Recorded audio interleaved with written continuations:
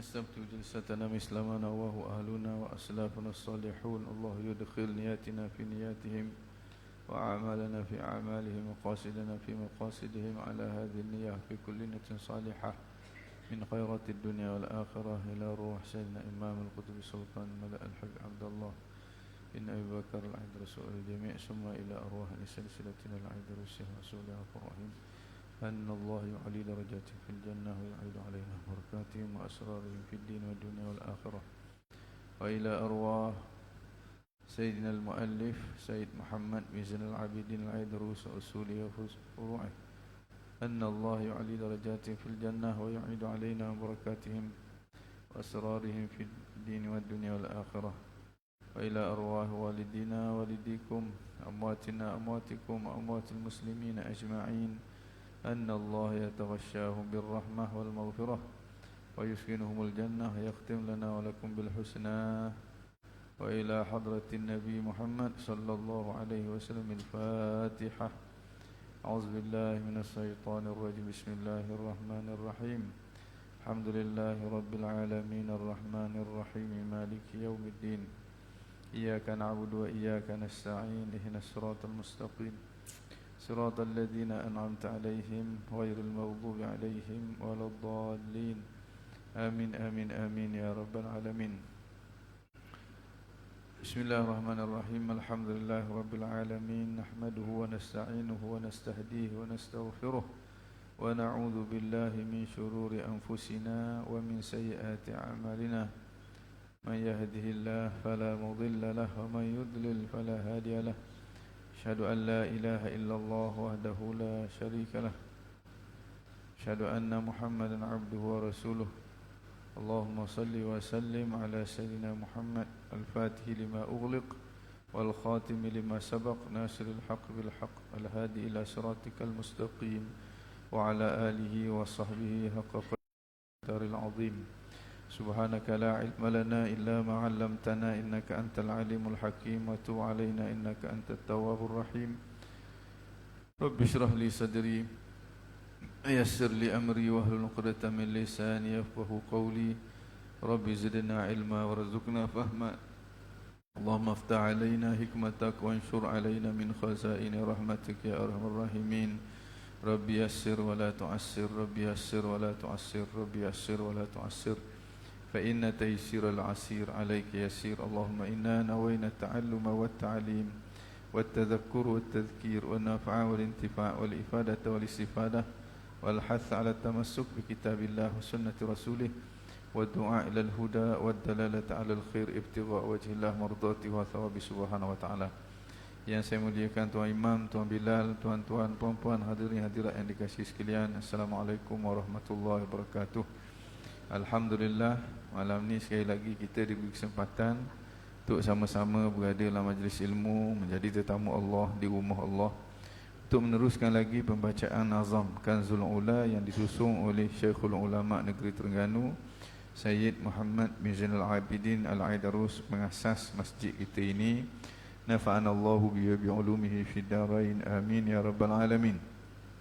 Jadi minggu lepas kita menyebut tentang individu ataupun syakhsiyah, ataupun kita kata orang-orang yang terawal masuk ke dalam agama Islam, orang-orang yang bahagia, yang menjadi panduan kepada kita. Mudah-mudahan kita termasuk di kalangan orang yang mendapat syafaat daripada mereka. Yang pertamanya Sayyidatina Khadijah, kemudian Sayyidina Ali karramallahu wajhah dan ahli keluarga Nabi, kemudian Waraqah bin Naufal, kemudiannya Sayyidina Abu Bakar As-Siddiq.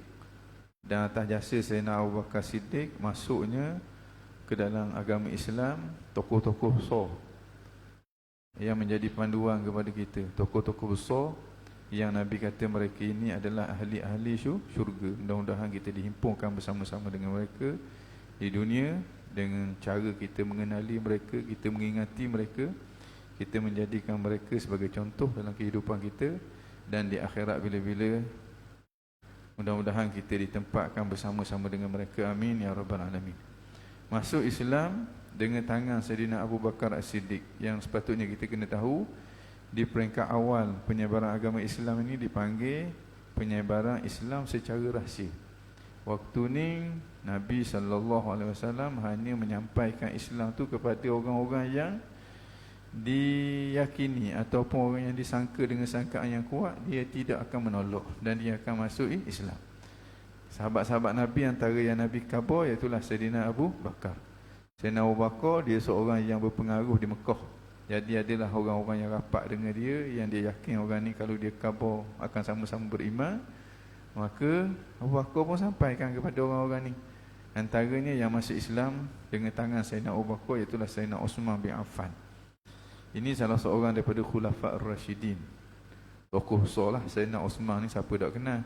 Kalau orang Islam tak kenal Sayyidina Abu Bakar, Sayyidina Umar, Sayyidina Uthman, Sayyidina Ali, tu memang berat nanang lah. Memang berat nanang.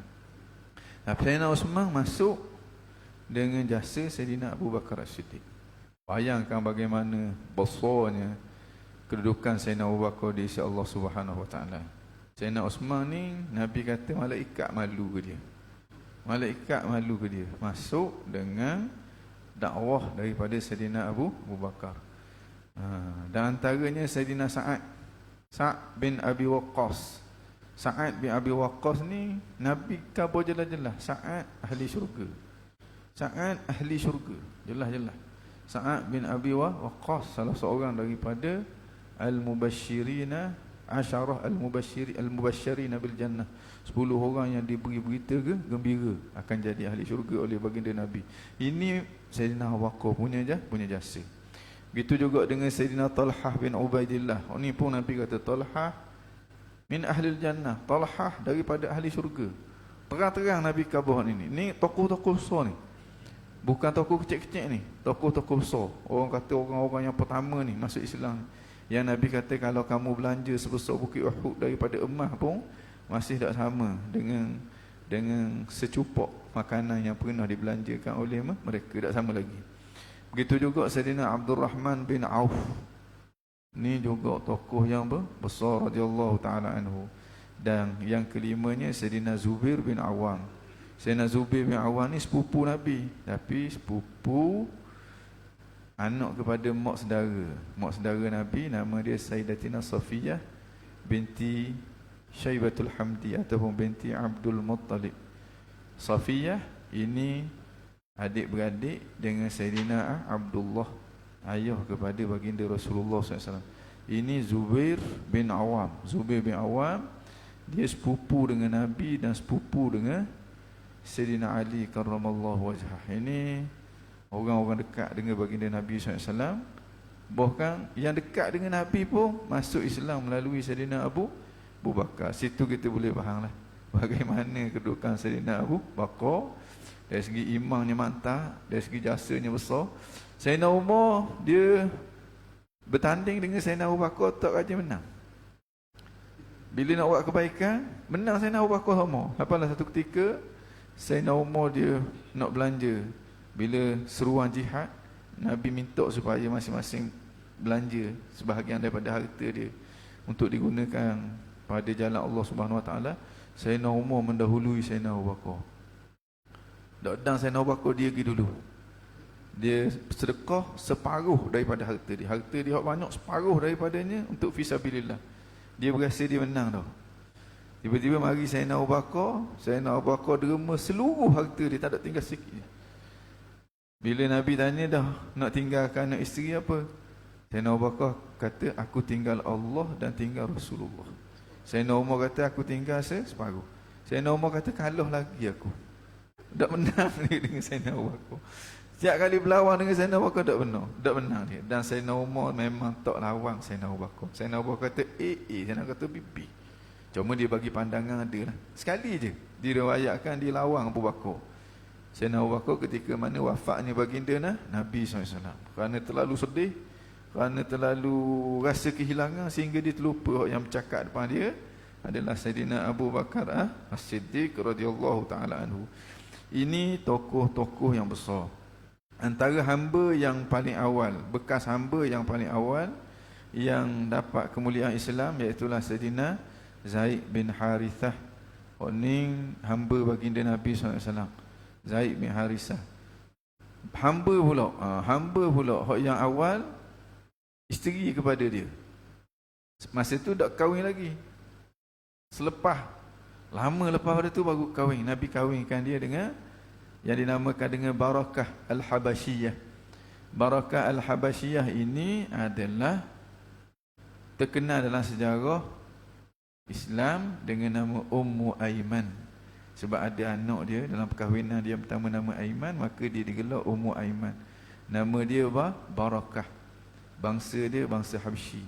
Itu dipanggil Barakah Al-Habasyiyah. Dia asalnya hamba kepada Sayyidina Abdullah.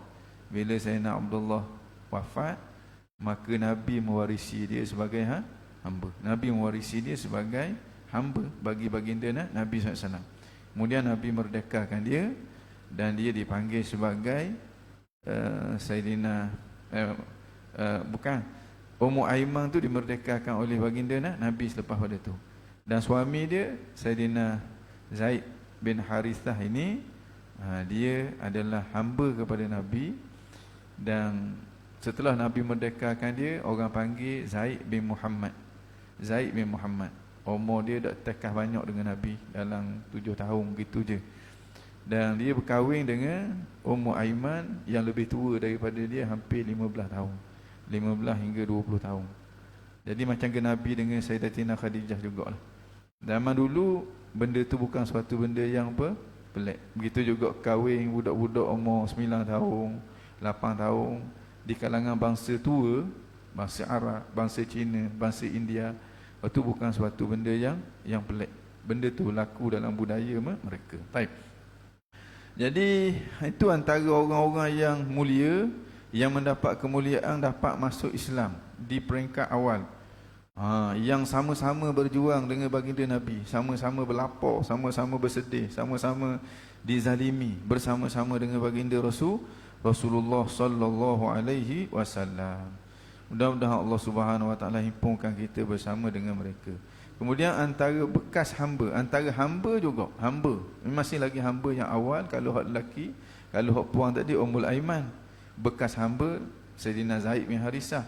Hamba lelaki Sayyidina Bilal. Sayyidina Bilal bin Rabah Al-Habasyi. Ini juga orang Habsyah, orang Afrika. Yang mana kemuliaan dia, orang kata mengatasi akan warna kulit dia.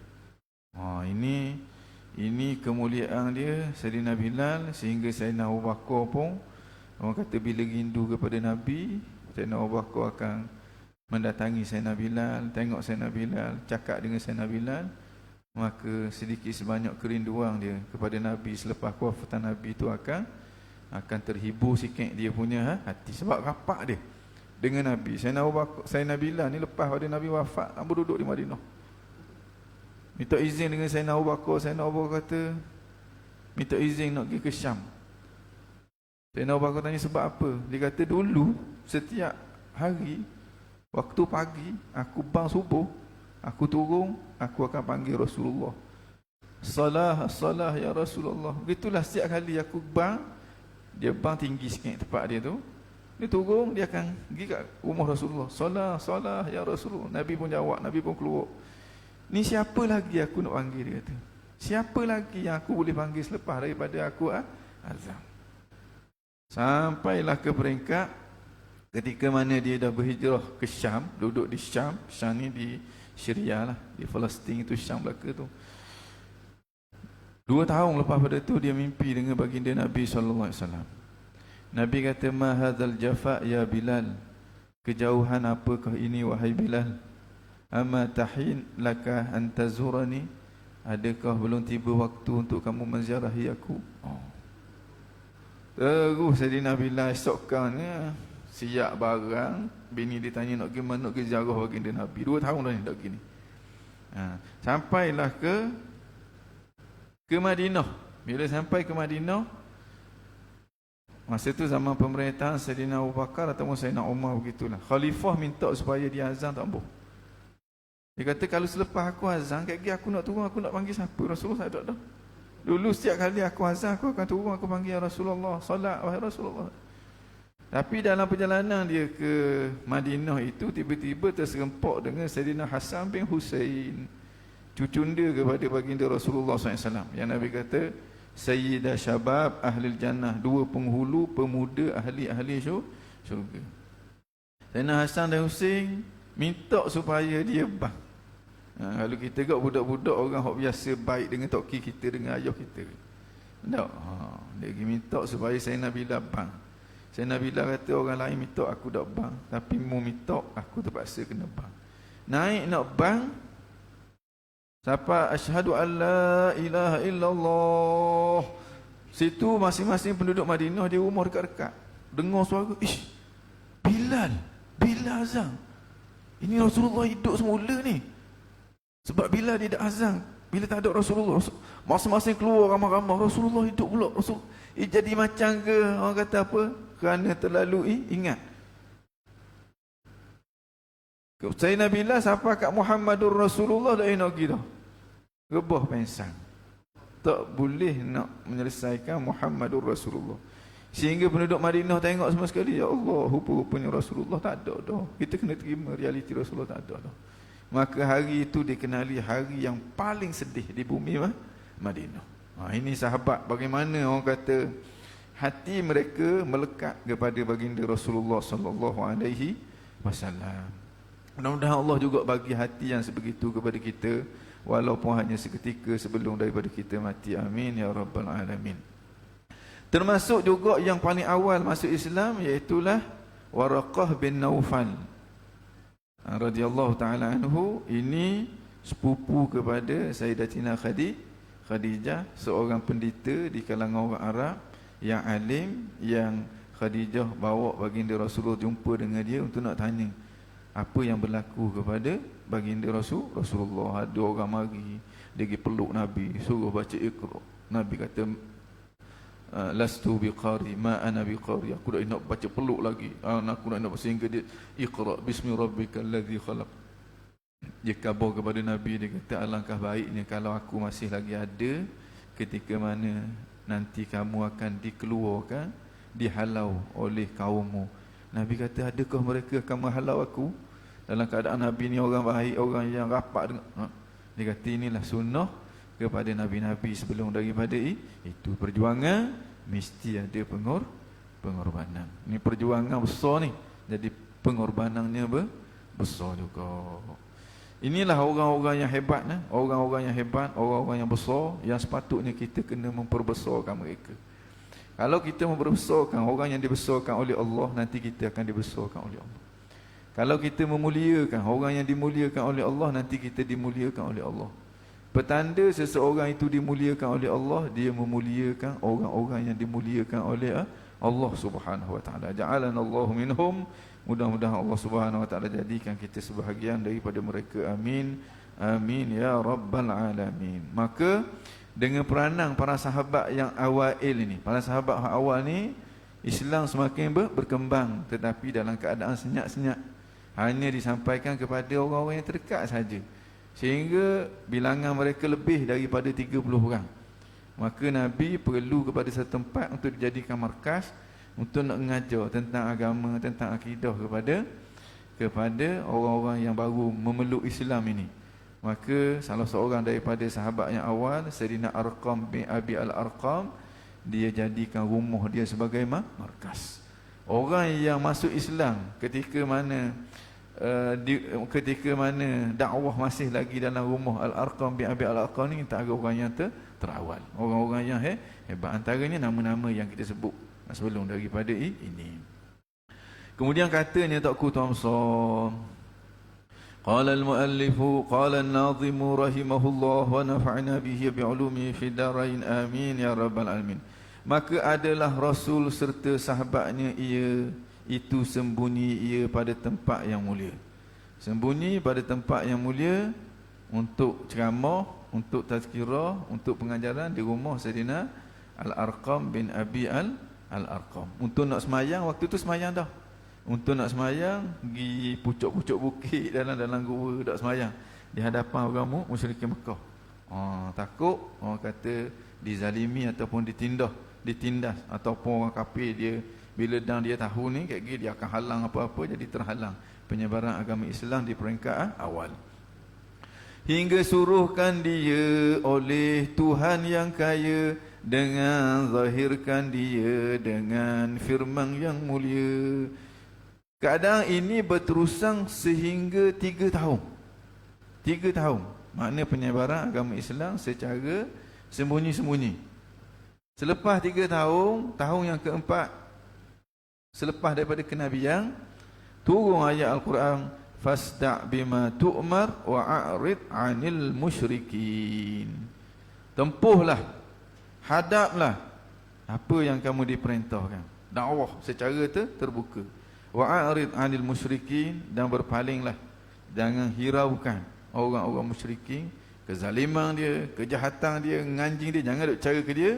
Laksanakan tugasmu, laksanakan perintah, seru orang kepada Allah, kepada mentauhidkan Allah, meninggalkan agama penyembahan berhala, dan juga menyengutukan Allah Subhanahu wa taala.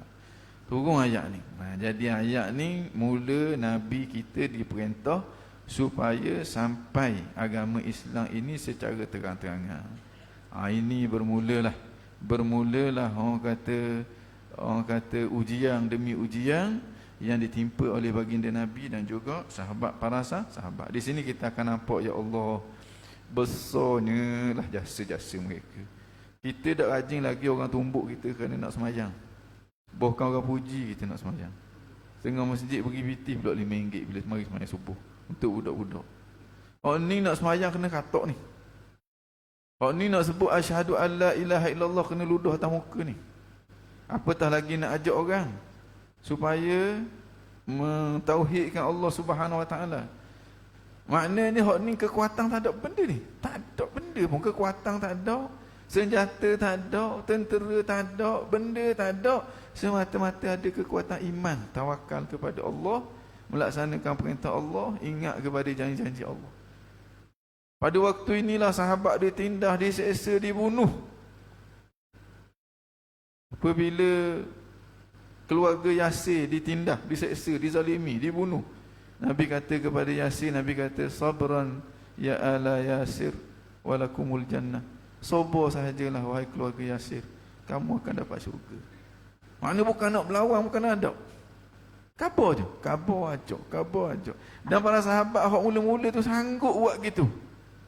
Sanggup buat gitu, dihina, dicaci, disakiti, dibunuh, dizalimi, semata-mata untuk nak mendirikan agama bersama-sama dengan baginda Nabi. Tiba-tiba kita hak akhir zaman ni muda-muda je kita butuh kepada agama yang terbina di atas air mata, titisan darah para sahabat Nabi radhiyallahu taala. Siapa mereka ini? Mereka ini antaranya orang yang meninggalkan sembahyang. Yang Nabi kata as-salatu imaduddin, sembahyang itu tiang agama. Wa man tarakaha faqad hadamaddin, sesiapa yang meninggalkan sembahyang berarti dia telah meruntuhkan agama yang dibina oleh para sahabat dengan air mata, dibina dengan darah, dibina dengan nyawa. Kita bolehlah kalau ada sakit pun, bahkan kalau kita sembahyang orang puji pula kita, orang bagi VIP pula kepada kita, tapi tak buat juga. Alhamdulillah. Ini makna kurang hajarnya kita dengan generasi yang berkorban jiwa raga dia bersama-sama dengan baginda Rasulullah sallallahu alaihi wasallam. Maka adalah Rasul serta sahabatnya itu sembunyi ia pada tempat yang mulia, hingga suruhkan dia oleh Tuhan yang kaya dengan zahirkan agama ni, zahirkan seruan itu dengan firman yang mulia, firman Allah Subhanahu wa taala, fasda' bima tu'maru wa a'rid 'anil musyrikin. Fasda' bima tu'mar, maka tempuhlah, maka hadaplah guana-guana pun dengan apa yang kamu diperintahkan. Kamu diperintahkan supaya menyampaikan agamamu, sampaikan, dan hadaplah apa yang akan kamu berjumpa. Isyarat daripada Tuhan bahawa dakwah ini bukan main-main. Dakwah ini akan berhadapan dengan ujian yang maha dahsyat. Ujian yang maha dahsyat pada waktu ni. Wa a'rid 'anil musyrikin, dan berpalinglah, jangan ambil kira, orang kata tentangan, cemohan, kirdikan, hinaan, penghinaan daripada orang-orang musyrikin. Dan turunnya ayat wa anzir ashirataka al-aqrabin. Tuhan kata, wahai Muhammad, berilah peringatan tentang azab Allah Subhanahu Wa Taala yang maha dahsyat kalau seseorang itu tidak beriman kepada kamu, tidak beriman kepada Allah Subhanahu Wa Taala. Beri peringatan itu kepada ashirataka al-aqrabin, ahli keluarga kamu yang terdekat. Siapa ahli keluarga Nabi yang terdekat? Namanya keturunan Abdul Manaf. Abdul Manaf bin Qusay bin Kilab bin Abdul Manaf bin Qusay bin Kilab bin Murrah bin Ka'ab bin Lu'ay bin Ghalib bin Fihir bin Malik bin Nadir ibnu Kinanah bin Fihir bin Malik bin Nadir ibnu Kinanah bin Khuzaimah. Ini orang panggil bangsa Quraisy. Hak paling dekatnya keturunan Abdul Manaf. Ini paling dekat dengan Nabi. Abdul Manaf ini moyang Nabi. Nabi Muhammad bin Abdullah bin Abdul Muttalib bin Hashim bin Abdul Manaf. Abdullah ayah, Abdul Muttalib tok ki, Hashim tok nyang, Abdul Manaf tok nyuk. Abdul Manaf ni dia ada 4 orang anak lelaki. Anak lelaki Abdul Manaf ni dia mewariskan orang panggil Bani Abdul Manaf ataupun zuriat Abdul Manaf. Dia ada 4 anak lelaki ni. Satu nama Abdul Syams. Abdul Syams melahirkan Bani Abdul Syams. Antaranya Sayyidina Muawiyah, itu Bani Abdul Syams. Sayyidina Sufyan bin Harb, ini Bani Abdul Syams. Yang keduanya Naufal bin Abdul Manaf. Naufal dia mewariskan ataupun melangsungkan zuriat Bani Naufal. Antaranya Sayyidina Uthman bin Affan radhiyallahu taala anhu. Kemudian Hashim. Hashim ni tok nyang Nabi, melahirkan Bani Hashim. Bani-bani ni maknanya zuriat ataupun keturunan ataupun keluarga. Bing sampai ke Hashim orang panggil Bani Hashim. Orang Yaman Bani tu direngkah. Rengkah jadi ba. Ada perkataan Bani direngkah jadi ba. Tu tubik ba Alawi, tubik ba Fudail, tubik ba Saudang. Ba ni maknanya Bani, Bani Saudang, Bani Alawi. Ini orang kata tradisi dalam budaya orang Arab. Kemudian satu lagi namanya Muttalib. Muttalib membentuk Bani Muttalib. Bani Muttalib antaranya imam kita Imam Syafi'i radhiyallahu taala anhu. Ini daripada keturunan Muttalib. Jadi inilah ahli keluarga terdekat baginda Nabi sallallahu alaihi wasallam. Hak Bani Hashim, Bani Muttalib bersama dengan Nabi. Tapi Bani Naufal dengan Bani Abdul Syams tidak bersama dengan Nabi. Bahkan dia bersama-sama menyakiti Bani Hashim dan Bani Muttalib bersama-sama dengan golongan musyrikin Mekah yang lain. Kerana tu hubungan dua keturunan Abdul Syams dengan Naufal ini, Nabi tak kira dia sebagai keluarga Nabi. Bila sebut keluarga Nabi, dia merujuk kepada Bani Hashim. Ini memanglah susu galuh Nabi kepada Hashim bin Abdul Manaf tu. Dan juga Bani Muttalib. Bani Muttalib. Sebab Bani Muttalib dengan Bani Hashim ni dia rapat. Dia rasa ukhuwah dia tu rapat. Dia rasa satu keluarga. Susah dan senang dia hadapi bersama sampai ke peringkat masa umat Islam di pulau. Selepas daripada Nabi melaksanakan dakwah secara terbuka, Islam mula berkembang. Maka orang Islam yang awal itu semuanya di pulau selama 3 tahun. Tak boleh jual beli, tak boleh nikah kahwin, tak boleh berurusan. Mana di pulau oleh penduduk Mekah. Waktu tu semua Bani Hashim kena pula. Islam ke kafir semua kena pula ke. Semua Bani Muttalib kena pula. Islam ke kafir semuanya kena pulau. Sebab dikira ini satu keluarga. Jadi bila turun ayat fasda' bima tu'mar wa a'rid 'anil musyrikin, kemudian turun pula ayat wa anzir ashiratakal aqrabin, maka Nabi sallallahu alaihi wasallam mulalah sebar Islam secara terbuka. Nabi sebar Islam secara terbuka. Nabi naik ke atas Bukit Safa. Bukit Safa ni dekat dengan Kaabah lah. Kalau kita pergi nak sa'i antara Safa dengan Marwah tu, Bukit Safa, duduk atas Bukit Safa tu nampak Kaabah tu. Begitu juga duduk atas Bukit Marwah nampak Kaabah. Nabi naik situ, diriwayatkan Nabi buat makanan dulu. tu nak panggil orang ni kena pergi makan dulu. Nabi buat makanan. Suruh Sayyidina Ali buat makanan. Sayyidina Ali duduk bersama-sama dengan Nabi dah pada waktu tu. Buat makanan, kemudian panggil belaka ni, wahai Nabi panggil, wahai Bani Hashim, wahai Bani Muttalib, wahai Bani Abdul Syams, wahai Bani Abdul Manaf. Nabi panggil semua sekali. Nabi panggil semua sekali. Bila dah masing-masing ada belaka dah, Nabi kata, ya Bani Fihir, wahai keturunan Fihir. Fihir ni Fihir bin Malik bin Nadru bin Kinanah, atak-ataknya Nabi tu. Wahai Bani Fihir, makna keturunan Fihir. Antaranya Bani Hashim, keturunan Bani Abdul Manaf, tu semuanya Bani Fihir. Lalu kita tengok Fihir bin Malik. Fihir bin Malik, Fihir ni seorang tokoh yang dipanggil Quraisy. Makna bila sebut bangsa Quraisy, antara maksudnya dia adalah keturunan kepada Fihir bin Malik. Fihir bin Malik dinamakan dengan Quraisy Al-Awsat. Quraisy yang berada di tengah. Dia ada 3 orang. Dalam silsilah Nabi itu ada 3 tokoh yang dipanggil Quraisy. Satunya dipanggil Quraisy Al-Asghar. Quraisy yang paling kecil. Quraisy yang paling kecil maksud dia Qusay bin Kilab. Qusay bin Kilab ini Quraisy Al-Asghar. Qusay bin Kilab ini Nabi, kalau Nabi Muhammad bin Abdullah bin Abdul Muttalib bin Hashim bin Abdul Manaf bin Qusay. Qusay bin Kilab. Qusay bin Kilab ni dipanggil Quraisy Al-Asghar, Quraisy yang kecil. Qusay bin Kilab bin Murrah bin Ka'ab bin Lu'ay bin Ghalib bin Fihir. Ni Fihir.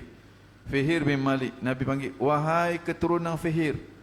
Fihir ni dipanggil Quraisy Al-Awsat, Quraisy yang duduk tengah-tengah. Sebab ada selagi hak atas tu, hak dipanggil Quraisyul Akbar. Jadi bila disebut bangsa Quraisy, merujuk kepada keturunan tokoh-tokoh ini. Jadi Nabi panggil, ya Fihir, Fihir, wahai Bani Fihir bin Malik. Kemudian Nabi kata, ya Bani Adi, wahai Bani Adi. Adi ni dia adik-beradik dengan Murrah. Adi bin Ka'ab. Kalau hak Nabi bin Murrah bin Ka'ab bin Lu'ay bin Fihir bin Ghalib bin Fihir bin Malik. Hak ni dia keturunan Adi yang dipanggil sebagai bangsa Adawi. Bangsa Adawi ni keturunan Sayyidina Umar radhiyallahu taala anhu. Umar bin Al-Khattab Al-Adawi. Adawi ni keturunan Adi bin Ka'ab, adik-beradik dengan Murrah bin Ka'ab bin Lu'ay bin Ghalib bin Fihir bin Malik sampai ke atas tu. Baik. Nabi panggil semua nama-nama bani-bani yang ada di Mekah tu Nabi panggil. Sehingga mereka berkumpul. Ramai mereka berkumpul. Mana bani ataupun keluarga yang ketua dia nak pergi, dia akan hantar utusan tu nak tengok Muhammad nak kabur benda ni. Sebab Muhammad ni orang yang disegani di kota Mekah. Bila Muhammad berseru mari-mari ni, ada benda besar yang Muhammad nak kabur ni. Jadi masing-masing berkumpul lah. Makan, kemudian lepas makan Nabi pun mula berkhutbah. Nabi kata, seandainya aku kabur kepada kamu di wadi sana, ada tentera berkuda yang nak serang kita, percaya ke tak? Padahal nampak wadi tu, wadi bawah tu memang nampak lah. Tak ada pun tentera kuda. Nabi kata, andai kalau aku kata, walaupun mudah nampak kuda tu, ada tentera-tentera musuh yang nak menyerang kita, percaya ke tak? Kamu semua percaya ke tak? Semua kata, ya Muhammad, memang kami percaya. Walaupun kami tak nampak, kami percaya. Sebab apa? Sebab mu ni daripada kecil tak pernah berdusta. Bukan kata umur 40 baru tak dusta masa kecil. Kaki hanya ada. Daripada kecil lagi dah. Dari segi adab, dari segi akhlak, tak ada orang boleh lawan dengan Nabi. Bila Nabi khabar bahawa dia dididik oleh Allah Subhanahu Wa Taala dengan sebaik-baik didikan, langsung dapat didikan daripada Allah Subhanahu Wa Taala. Dalam keadaan dia tak ada pak, tak ada mak, tapi akhlaknya cukup baik, yang mustahil berlaku pada orang lain yang hidup pada zaman tu. Zaman tu kalau tak ada pak, tak ada mak, anak yatim memang akhlak jeng. Memang dia dari segi perangainya buruk.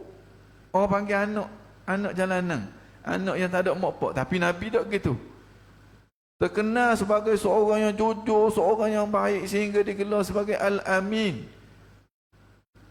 Orang-orang di Mekah tu kalau nak sipah harta benda suruh Nabi yang sipah, sebab dia tahu Nabi tak akan khianat kepada mereka.